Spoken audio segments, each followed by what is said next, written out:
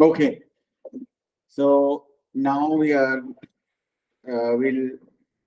like talk about item analysis that uh, that is in our syllabus.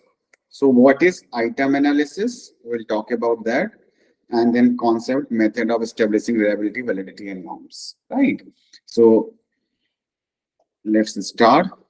So what is uh, item analysis? So item analysis is examination of individual items, as name suggests. नाम से भी आपको पता लग रहा होगा कि it is a examination of individual items on test rather than the test as a whole. You analyze each and every item of the test. What is item that we have discussed yesterday? Different type of like questions and any individual thing that we call item, right? So for its difficulty, appropriateness, relationship ships to the rest of the test. So how they are related to each other. Suppose you are uh, like trying to find out some construct. You want to assess some construct, not find out. Basically, you want to, you can say, assess some construct, like you can say intelligence or personality or attitude, something like that. So you want to assess that thing, right? So that is uh, like the item must be related to that construct. So then only it will be appropriate and it will be related to the rest of the test. Suppose one item is assessing personality, one item is assessing something else. So it is not a good test. So item analysis one by one for each item we do. Help test to designers determine which item to keep, modify और discard. कि कहां पे हमें कौन सा item रखना है, कौन सा नहीं रखना है, किस में मॉडिफिकेशंस की जरूरत है, that we decide. And this is done with experts. It is not like only one person is doing something like that. So it is not like that, right? So that we have to understand.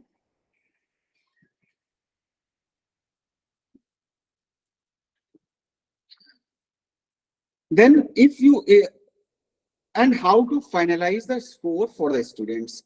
If you improve the quality of the items on a test, you will improve the overall quality of the test, hence improving the both reliability and validity.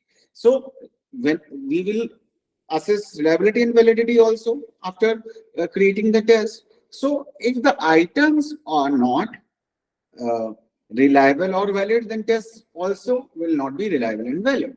So each and every item must be analyzed with great details and you can say with critical mind, so that we can find out the right item with right language, as we have discussed yesterday.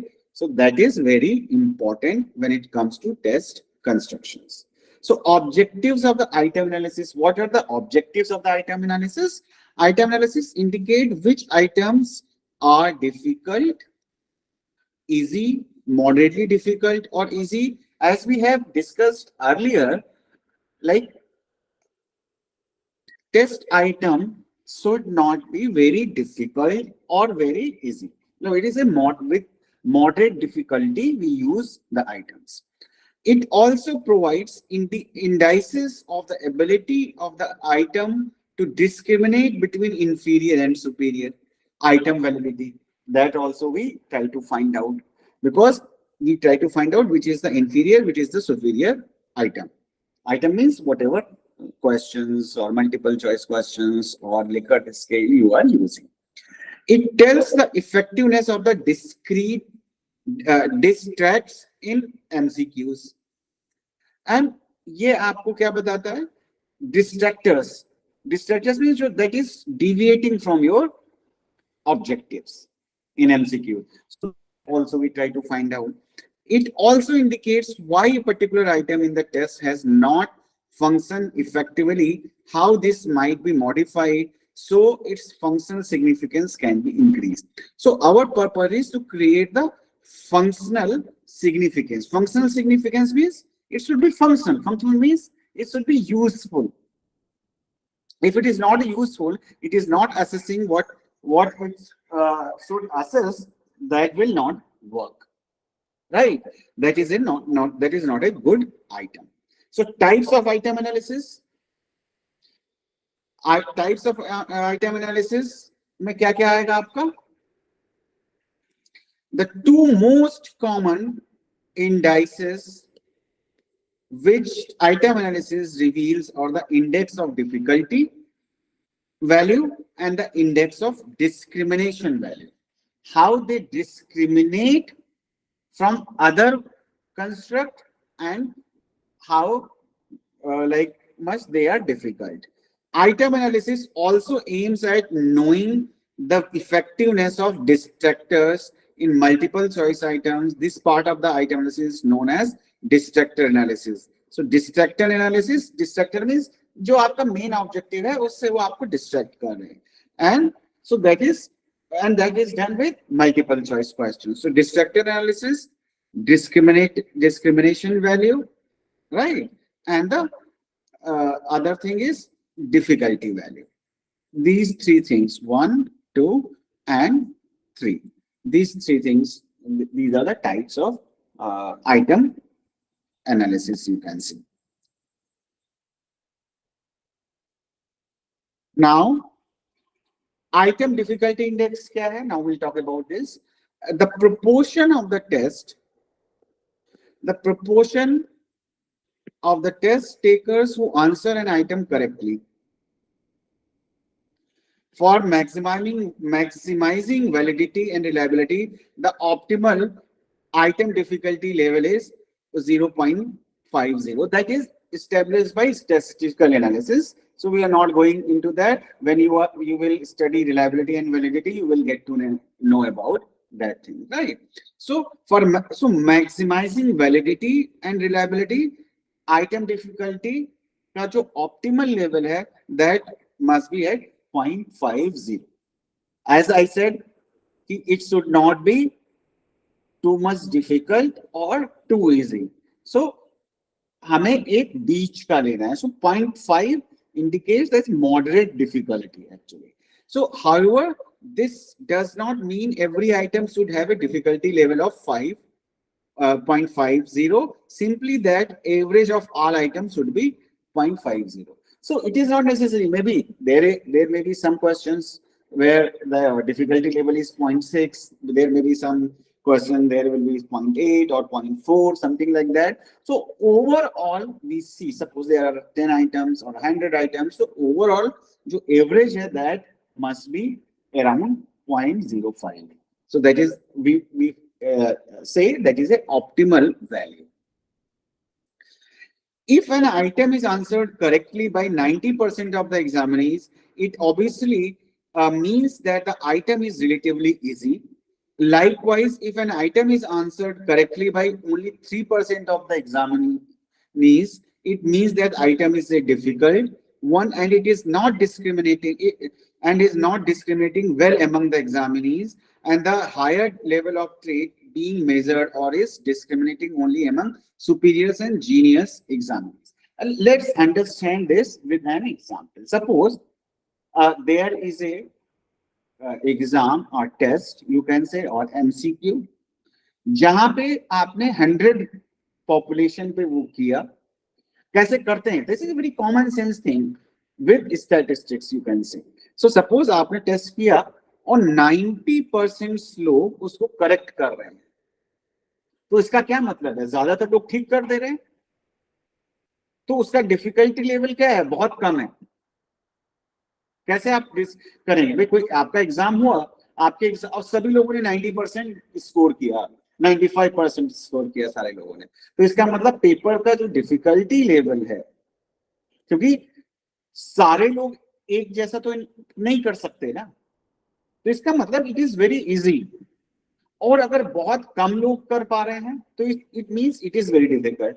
So to examine those things, we have to administer those items, those tests on different population जिसके लिए आप बना रहे हो वो test. समझ में आ रही है बात? Any question? नो समझ में नहीं? बहुत कॉमन सेंस है ये, है ना. दो एनालिसिस जब हम करते हैं तो स्टैटिस्टिक्स यूज करते हैं इन सारी चीजों के लिए, है ना. So understand this thing. So अब क्या हो जाए, अगर 50% लोग अच्छा परफॉर्म कर रहे हैं कुछ, अब क्या होता है? नॉर्मल प्रोबेबिलिटी कर्व पढ़ा है आपने? Do you know normal probability curve? ये क्या होता है? ये यहाँ पे mean median mode normal probability curve में यहाँ पे होता है, और हम मानते हैं हमारी जितना भी पॉपुलेशन है that is distributed across this, यानी प्लस माइनस 3 सिग्मा के बीच में. ये 3 है, ये 2 है, ये यहाँ पे क्या कहते हैं 1 है, ये 0 है. इधर भी ये प्लस में होता है, ये -1 सिग्मा, 2 सिग्मा, 3 सिग्मा, और ये मीन में मीडियन. इस तरह से डिवाइड होता है. और हम ये मान के चलते हैं प्लस माइनस 3 सिग्मा के बीच में ऑलमोस्ट 95 और 99% ऑफ पॉपुलेशन आ जाती है. तो any this concept says, normal probability curve says that कि all the variables, or you can say all the construct, suppose it is a like we are talking about intelligence or personality. Suppose take an example of intelligence. So अगर आप देखें तो क्या होगा? Every quality is distributed normally in population. ये assumption है, ये हम मान के चलते हैं. ठीक है. तो सपोज आईक्यू है, तो कुछ लोग, ज्यादातर लोगों का आईक्यू कैसा होगा? यहां पे आएगा, एवरेज आईक्यू में आएगा. इसमें से कुछ लोग ऐसे होंगे जिनका आईक्यू बहुत ज्यादा है, सुपीरियर जिनको हम बोल सकते हैं, या हाई आईक्यू बोल सकते हैं, वो एक्सट्रीम में होंगे. कुछ ऐसे होंगे जिनका आईक्यू बहुत कम है, लो आईक्यू. ठीक है. most of the people will lie, characteristics or IQ will lie in between these plus minus 2 sigma के बीच में रहता है. So तो सारी की सारी, चाहे वो पर्सनालिटी हो, or it is intelligence or attitude or aptitude, everything is distributed normally, जिसको हम बोलते हैं that is this thing. So अगर कुछ बहुत कम लोग कर पा रहे हैं टेस्ट को, इसका मतलब they are high on intelligence, तो ये टेस्ट बाकी लोगों के लिए रिलायबल नहीं होगा. समझ रहे बात को? या सिर्फ कुछ लोग ही? हाँ, तो अगर सारे लोग ही कर ले रहे हैं, जिनका कम आईक्यू, जिनका ज्यादा है, और जिनका बहुत ज्यादा है, सारे लोग ही कर ले रहे हैं, तो इसका मतलब वो बहुत इजी है. अंडरस्टूड? आई बात समझ में? तो इस तरीके से जब हम एक सर्टेन पॉपुलेशन पे टेस्ट करते हैं तो we try to find out कि आइटम जो है वो इजी है या डिफिकल्ट है, और हमें मॉडरेट डिफिकल्टी के लेने होते हैं, जैसा मैंने कल डिस्कस किया था. क्लियर? यस और no? Yes sir. Clear sir. If a test is composed only of the items of higher indices difficulty, only of lower indices difficulty, it will never be a good measurement. अगर वो सिर्फ higher IQ वालों को check करता है या lower के लिए करता है तो वो अच्छा टेस्ट नहीं माना जाएगा, because it is not dealing with the major population, and the major population lies between this plus minus 2 sigma. ठीक है, पढ़ा होगा आई थिंक बीए में, एमए में, जब भी आपने किया होगा, या स्टैट इवन 12th में भी होती है. हम नॉर्मल प्रोबेबिलिटी कर्व वगैरह पढ़ते हैं अगर हम स्टैट हमने पढ़ी है. सो ये रहता है. Any test to be called a good measurement measuring instrument must have some items of higher indices of difficulty, which should usually be placed at the beginning of the test.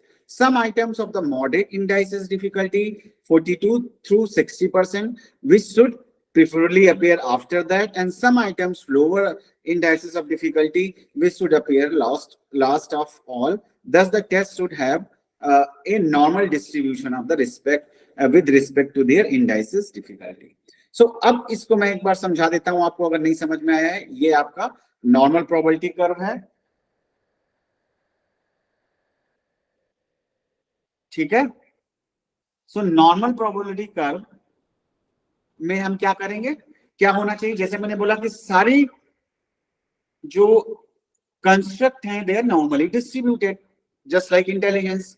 तो similarly test के जो भी item होते हैं वो भी normally distributed होने चाहिए. मेजर आइटम आपके मॉडरेट डिफिकल्टी के हों, जिनको ज्यादातर लोग कर लें.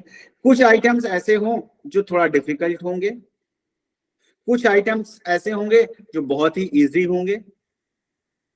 तो ओवरऑल इसका डिफिकल्टी लेवल 0.5 के आसपास होना चाहिए, क्योंकि भाई ये लोग जो है डिफिकल्टी लेवल जब हाई होगा तभी तो हमें पता चलेगा कौन ज्यादा इंटेलिजेंट है कौन कम इंटेलिजेंट है. बिकॉज नहीं तो अगर बहुत इजी है तो सारे लोग ही कर लेंगे. तो you will not be able to differentiate which is average IQ वाला person and who is like low IQ वाला पर्सन. तो डिस्क्रिमिनेटिंग एबिलिटी टेस्ट का कम हो जाएगा. और सिमिलरली अगर सारे क्वेश्चंस बहुत ही हार्ड हैं तो तब भी डिस्क्रिमिनेटिंग एबिलिटी खत्म हो जाएगी उसकी. So we have to take care of these things. समझ में आया? Any question? तो method of item validity index. So अब ये तो डिफिकल्टी लेवल, डिफिकल्टी इंडेक्स क्या करता है, कैसे करता है, we talked about. Now we are talking about method of item validity index. ठीक है. आइटम वैलिडिटी इंडेक्स क्या है? Basically there are two important methods of determining the difficulty value of the item: method of judgment, method of the empirical method. दो methods यहाँ पे दिए हुए हैं, empirical method and the method of like empirical method, method of judgment. ठीक. अब method of judgment क्या है? In this method the difficulty value of an item is determined on the basis of judgment of experts. जो मैंने बोला था ना, experts की जरूरत पड़ती है हमें. तो हम एक्सपर्ट्स, सपोज आप IQ का बना रहे हैं test, so you need people who are expert in the field of IQ, intelligence. So this method of difficulty value of an item is determined the basis of judgment of experts. Item are given to the group of experts with the instruction to rank the items in their increasing order of difficulty. कौन ज्यादा difficult है कौन कम difficult है उसमें उनको rank करना है. Subsequently the test constructor takes a final decision, keep in view the commonality of the ranks assigned to each item by different judges and experts. Suppose IQ के 10 एक्सपर्ट हैं, उनको टेस्ट हमने दे दिया. देने के बाद में उनको बोला कि आप इनमें जो आइटम्स हैं उनको क्या करना है, आपको रैंक करना है, कौन ज्यादा डिफिकल्ट है कौन ज्यादा इजी है. और एंड अकॉर्डिंगली क्या करेंगे हम, जब 10 के 10 एक्सपर्ट्स का, what number of like whatever number you have taken, you have got that ranking, right? Then you will see what are the common ranking between them. So from that you will get an idea कि अगर 10 में से 8 जजेस ने किसी questions को, experts ने किसी क्वेश्चन को मॉडरेटली डिफिकल्ट बताया या हाईली डिफिकल्ट बताया एक ही क्वेश्चन को, इट मींस क्या है कि वो मॉडरेटली डिफिकल्ट हो सकता है या हाईली डिफिकल्ट हो सकता है, व्हाटएवर द रैंकिंग इज. ठीक है. So that is the method of judgement. Now the empirical method. Clear है? बहुत छोटी छोटी चीजें हैं, कॉमन सेंस है. So please understand these things. मतलब बहुत ही सिंप्लीफाइड तरीके से मैं आपको बताने की कोशिश कर रहा हूं, राइट? सो दैट आपको याद रहे, and if it is required somewhere in your thesis or further in your work, you will like be able to understand these things. Another thing is for your exam. That is a like short-term goal is your exam. If you get any question related to that, so that you can write. It is a very simple things. Then we are coming to empirical method. Empirical method, also called a statistical method, is the basic of scientific method determining the index of difficulty of an item. There are two common statistical methods through which the index of the difficulty can be estimated. So empirical का मतलब ये होता है objectively. भाई experts subjective भी हो सकते हैं. तो how you can determine empirically? So that is like using statistical, some kind of statistical method. So वो हम कर सकते हैं. One method determine index on the basis of the response of all examinees, whereas another method determines the index on the basis of the responses of only a portion of examinees. So कैसे करते हैं? One method determine the index on the basis of किस basis पे? Responses of all the examinees. भाई आपने जिनके ऊपर test किया है, जिनको एग्जामिन किया है, उनमें कितने कौन से क्वेश्चन को कितने लोगों ने सही किया. सपोज 100 में से 100 लोगों ने सही कर दिया, it means that is an easy item. 100 में से सिर्फ 2 लोगों ने किया उस क्वेश्चन का आंसर सही, तो इसका मतलब that is a difficult item. तो determine the index on the basis of responses of only portion of the examination. फिर हमने उनमें से कुछ एक को ले लिया, 1000 लोगों पे किया या 100 पे किया, 100 में से हमने 15, 20, 30, 40 whatever like numbers we have taken, and according to that we have decided कि कौन सा आइटम कौन सा क्या कहते हैं डिफिकल्ट है, कौन सा इजी है. So let's see. On the basis of response of examinees for all the examinees for dichotomous item work where correct answer is scored 1 and incorrect answer is 0. Like dichotomous means you feel good, yes or no. That is a dichotomous. Either you feel good or your mood is okay or not. So that is a dichotomous items, right? Or agree disagree kind of thing, right? So उसमें हम क्या करेंगे, कैसे करेंगे? Suppose yes को हमने 1 score दे दिया और नो को we have given 0. So index of the difficulty can be determined the following formula: P is equal to R divided by N, where P is the index of the difficulty, R is the number of examinees, कितने लोगों को आपने लिया, who passed the item, and N is the total number of the examinees who take the test. So it is a kind of ratio you can say कि 100 लोगों ने दिया, 100 लोगों में से 10 लोगों ने ठीक किया, तो हमें क्या करना है कि 10 हमारा R हो गया and divided by N, that is 100. तो 10 divided by 100. सिंपल है. समझ में आ रहा है? इसमें कोई भी डिफरेंस, सिर्फ रेशियो है ना. That is a very simple concept. तो अब जिसका ज्यादा आएगा स्कोर वो ज्यादा इजी क्वेश्चन होगा, जिसका कम आएगा वो उतना हार्ड क्वेश्चन होगा. तो this is a simple thing. And the index of difficulty from a certain portion of the group of examinees, like the formula for determining the index on the basis of the extreme groups is given below. P equal to R plus RL NU divided by NU plus NL, where the P is the index of difficulty, we know that thing already, and R is the number of examinees answering correctly in the upper group. RL is the number of the examinees answering correctly in the lower group. अभी मैं इसको बताऊंगा अगर नहीं समझ में आ रहा है. N is the number of examinees in the upper group, जैसे पहले हमने किया था. मतलब N is the same thing. P is the similar, same thing, same meaning, having same meaning as in earlier one. The NL is the number of examinees in the lower group. तो अब क्या है, ऐसे समझते हैं, इसको हम बना देते हैं. ठीक है, तो ये आपका हो गया अपर ग्रुप, ये हो गया आपका लोअर ग्रुप, यानी जो एवरेज से नीचे हैं, जो एवरेज से ऊपर हैं.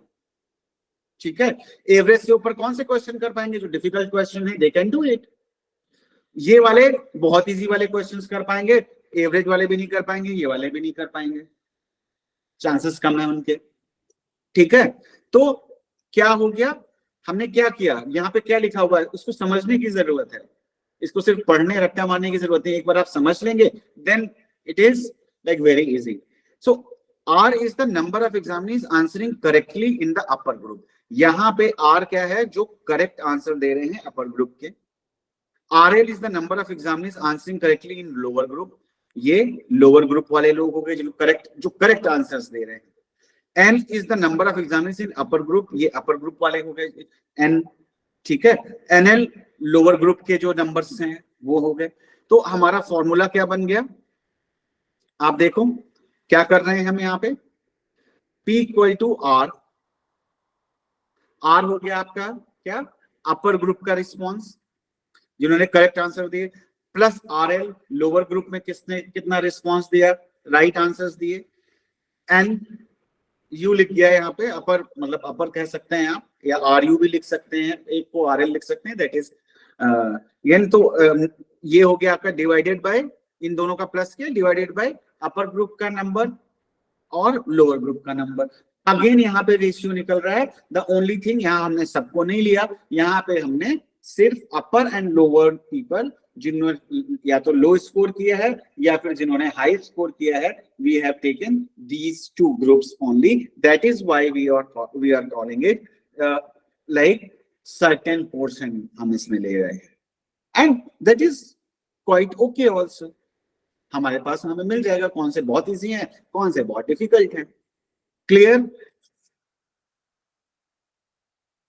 yes, दो चीजें क्लियर हो गई, डिफिकल्टी लेवल कैसे डिफाइन करते हैं, है ना?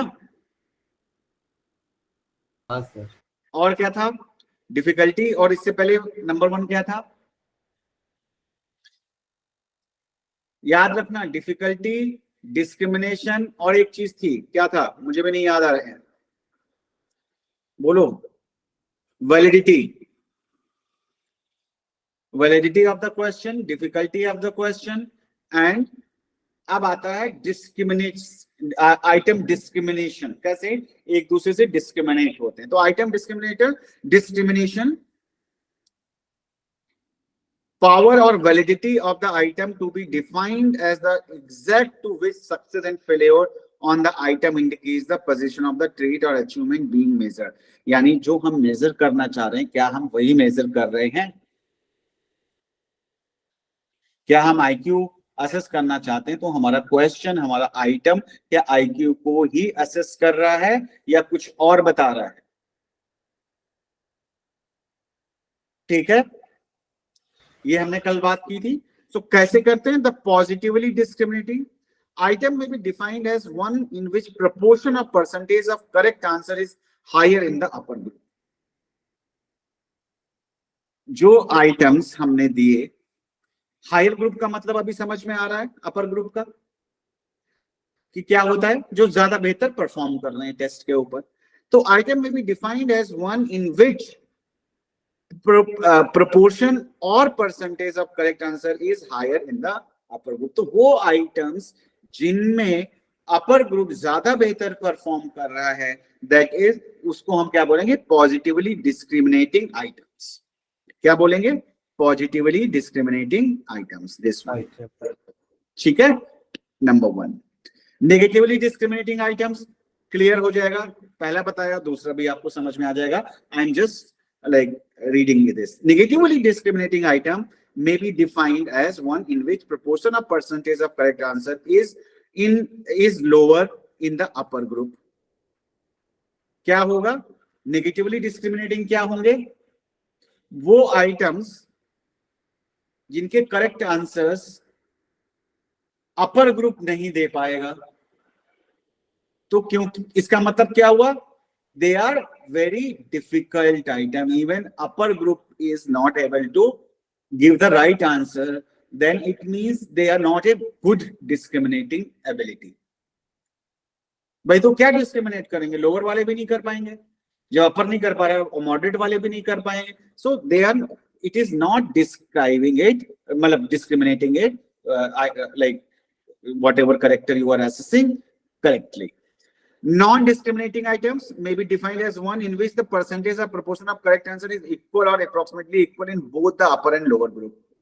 अब लोअर ग्रुप और अपर ग्रुप दोनों ही आंसर दे रहे हैं, तो किसको डिस्क्रिमिनेट करोगे आप? कैसे डिस्क्रिमिनेट करोगे भाई? जिसका IQ 100 है वो भी आंसर दे रहा है, right? And the person who has having low IQ वो भी राइट आंसर दे रहा है. तो हाउ वी विल डिस्क्रिमिनेट कि भाई हाई IQ किसका है एंड लो IQ किसका है? Similarly for other construct also like personality, types of personality, attitude, aptitude, all those things. Is it clear?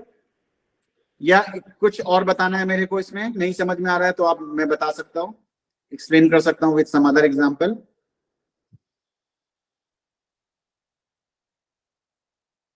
तो इनमें से कौन से ऐसे आइटम्स हैं जो हम नहीं लेंगे, हटा देंगे अपने टेस्ट से? Anyone guess? Now it is clear, tell me. Negatively discriminating item. कौन से आइटम? Negatively discriminating. और कौन से रखेंगे? Positively discriminating and non discriminating. Non discriminating क्यों रखेंगे सर? Y will? भाई जो डिस्क्रिमिनेट कर ही नहीं रहे उन आइटम्स को रखने की जरूरत क्या है? राइट हम पॉजिटिव, तो नेगेटिवली डिस्क्रिमिनेटिंग आइटम्स और as well as the non discriminating items both will be dropped from the test. जो कर ही नहीं रहे हैं नेगेटिवली, मतलब जो सिर्फ जो हायर लेवल वाले भी नहीं कर पा रहे हैं, वो क्या क्या कैसे डिस्क्रिमिनेट करेगा? The people having high IQ they are not able to answer those questions. So it is obvious that the moderate IQ people and the lower IQ people, they are also not able to do this question. So nobody is able to do that question. So how it will help us? And other thing is non-discriminating. Everyone is doing those items. You cannot discriminate. You will not be able to discriminate which one, like, is a group having high IQ or low IQ or moderate IQ. So both are the questions जो है वो हमारे काम के हैं ही नहीं, हमारे test में किसी काम के नहीं रहेंगे. तो why we will use those tests? Clear है? Yes sir. जी सर. ओके. अब आता है method of calculating index of discrimination, जो हम अभी बात कर रहे थे. तो there are two common ways determining the index of discrimination by applying test of significance on the difference between two proportion और percentage. ये दो proportion और percentage के बीच में correlation हम निकाल सकते हैं. significance सॉरी difference है कि नहीं है. अब significance difference के लिए टेस्ट होते हैं, जैसे फैक्टर एनालिसिस करते हैं, कोरिलेशन निकालते हैं, रिग्रेशन निकालते हैं. आपने थोड़ा बहुत पढ़ा होगा. तो सपोज मेरे पास अपर ग्रुप और लोअर ग्रुप के स्कोर्स आ गए, उनके बीच का कोरिलेशन हम निकाल सकते हैं कि अगर अपर ग्रुप का स्कोर बढ़ रहा है, लोअर ग्रुप का भी बढ़ रहा है, तो इसका मतलब नॉन डिस्क्रिमिनेटिंग हो गया, क्योंकि दोनों ही कर रहे हैं वो तो टेस्ट, पॉजिटिव कोरिलेशन आ रहा है, राइट? सो तो applying the test of significance between two proportion और परसेंटेज. प्रोपोर्शन हमें पता है लोअर एंड हायर, या मिडिल वाला जो हमारा पोर्शन है, by applying correlation techniques. Already मैंने बताई दिया आपको, ठीक है? सो ये सब तो समझ में आ रही है बात. ये बहुत ही सिंपल तरीके से मैं बता रहा हूं आपको, और ये हाईली लाइक इंपॉर्टेंट फैक्टर्स हैं जो आपको शायद ही कभी पढ़ाए जाते हो. यूजुअली MA वगैरह लेवल पे इतना डिटेल में नहीं पढ़ाया जाता है, इवन MPhil में भी नहीं पढ़ाया जाता, सच बताऊं मैं, ठीक है? तो क्योंकि स्टूडेंट्स को भी लगता है कि बहुत ये स्टैटिस्टिक्स या रिसर्च है, बहुत हार्ड है. या हार्ड इसलिए है क्योंकि हमें नहीं समझ में आ रहा है, कई बार हम नहीं समझते. तो इसको बेसिक कॉमन सेंस से अगर हम समझेंगे प्रॉपरली तो it is very easy thing, it is not a very hard core thing, है ना? So test of significance of the difference between two proportion और percentage, इसको हम समझते हैं, ठीक है? जो फर्स्ट वन था, एक तो कोरिलेशन था, इसके बाद में कोरिलेशन वाला हम करेंगे. तो क्या है? In this method examinees are divided preferably in two equal groups on the basis of total scores. दो ग्रुप में डिवाइड कर लिया based on the score. For the purpose of making two extreme groups, the total scores are arranged from highest to lowest, then top 27% and bottom 27%. हो गया ना, lower वाले अपर वाले जो मैंने बताया था. तो 27% ऊपर के या 25% ऊपर के और नीचे के 25% ये बीच के 50% हम ये मान के चलें. 27% क्योंकि वो अकॉर्डिंग टू जो हमारा ये वाला फॉर्मूला होता है, ये हम मानते हैं बीच में मैक्सिमम लोग रहते हैं. पढ़ लेना, मैं पढ़ा नहीं रहा हूं कि कितना परसेंटेज कहां पे पड़ता है, ठीक है. तो ये आप एक बार पढ़ लेना, so you will get to no.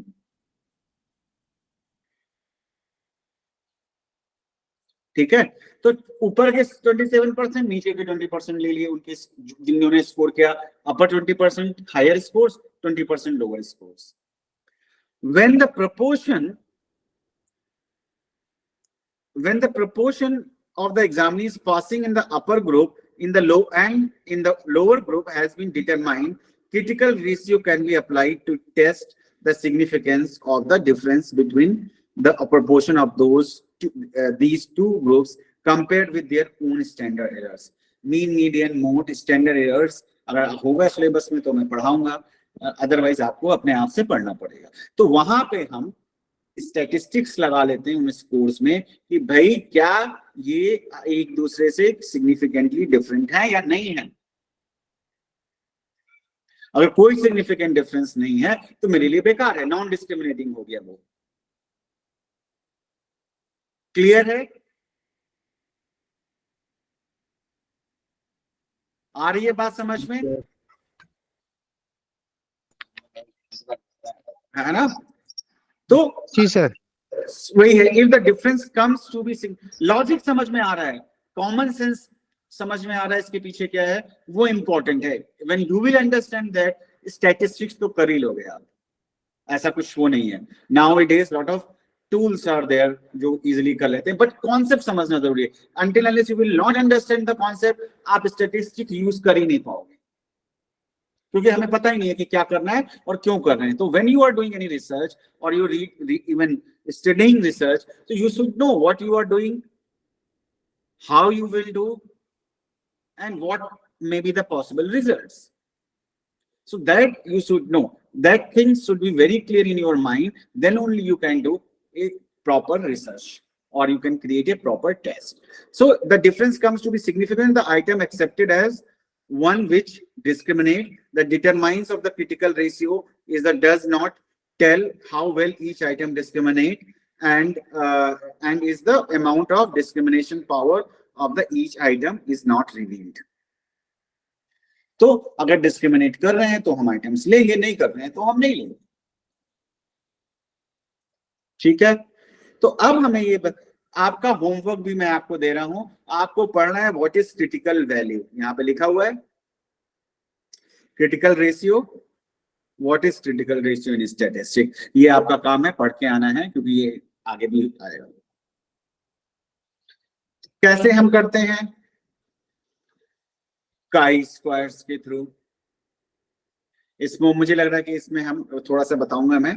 Correlation techniques, items example यहाँ पे दिया हुआ है कि concept of psychological testing, standardisations, norms, derived scores, types of norms, developmental norms, चलो ये age equivalent norms, grade equivalent norms, ordinal scales, ये हो गया within group norms, ये percentiles क्या क्या है वो मैं एक बार चेक कर रहा हूँ, फिर वो मैं कितना आज अभी कर सकते हैं, नहीं तो हम नेक्स्ट क्लास में कुछ, क्योंकि एक क्लास में तो नहीं होने वाला है ये अब, है ना. स्टेनाइन आ गया आपका, ये आपने पढ़ा होगा स्टेनाइन, रिलायबिलिटी, वैलिडिटी, ठीक है, अभी है, काफी है.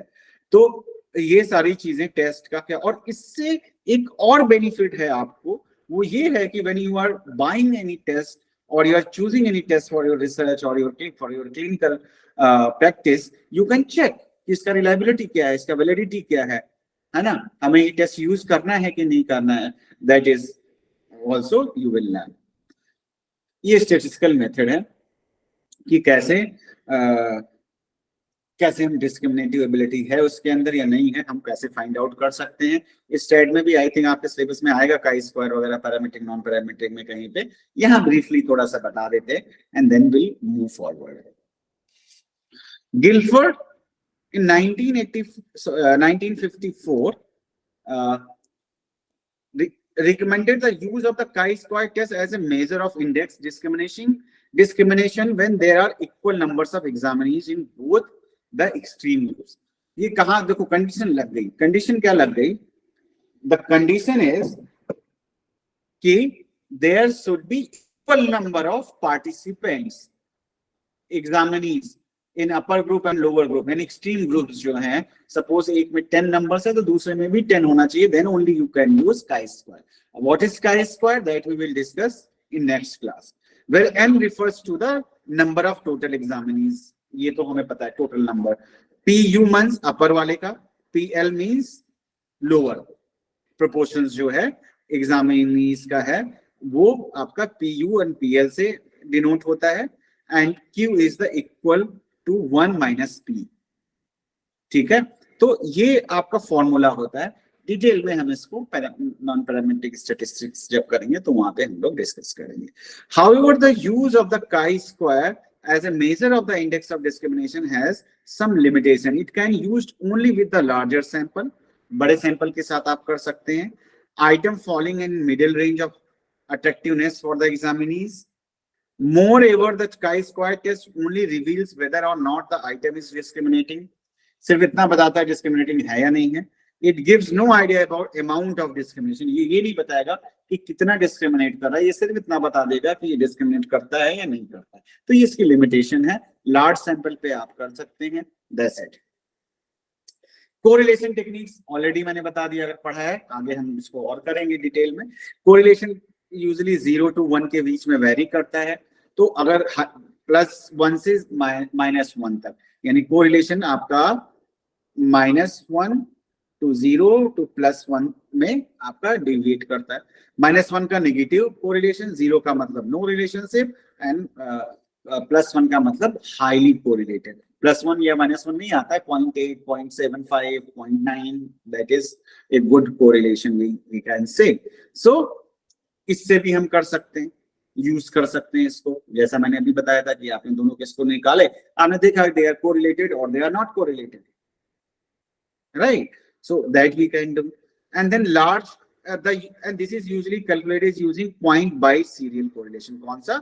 point by serial correlation। अब ये आपको जब आएगा आगे क्लास में तो मैं पढ़ाऊंगा, अदरवाइज अगर आप पढ़ना चाहते हैं you can research on that, you can read it. A large item total correlation indicates that item is measuring the same constructs as the overall test measures। So अगर हम देखें कि भाई अगर ज्यादा कोरिलेशन है तो आइटम वही, एक आइटम और दूसरा आइटम एक ही चीज को मेजर कर रहे हैं, कहने का मतलब ये है। आइटम एनालिसिस एग्जांपल्स, कुछ एग्जांपल्स तो मैंने ऑलरेडी आपको बता दिए हैं, है ना, तो इसमें डिटेल में नहीं जा रहा, एग्जांपल मैं साथ साथ आपको बताते हुए आया हूं, है ना। तो या मैं रीड कर दूं, बता दूं, या I can skip whatever you people से। चलो बता देता हूं क्योंकि अभी 5 मिनट है और ये की कॉन्सेप्ट्स नेक्स्ट क्लास में हम शुरू करेंगे, स्टैंडर्डाइजेशन वगैरह। सो ए टेस्ट आइटम में have an item difficulty of 0.7 and item discrimination of 0.40। यानी डिफिकल्टी लेवल क्या है? 0.7, यानी हायर साइड में है। आइटम डिस्क्रिमिनेशन क्या है? 0.40। ठीक है, तो this means that 70% of the test takers pass the item and more students in the top group than bottom group got the item correct. यानी 70% लोगों ने कर लिया तो ऊपर वालों ने ज्यादा किया ना, नीचे वाले लोग उतना नहीं कर पाए। Then another example of item difficulty is 0.40 and item discrimination 0.35। This means that only 50% of the test takers answered the item correctly।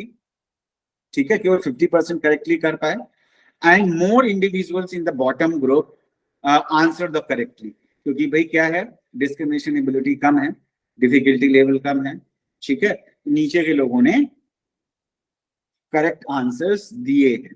This might be an item that need revision, कि हमें देखना कि एवरेज डिफिकल्टी का question हमें चाहिए, तो उसको हम रिवाइज कर सकते हैं. ठीक है, समझ में आया है सारी चीजें?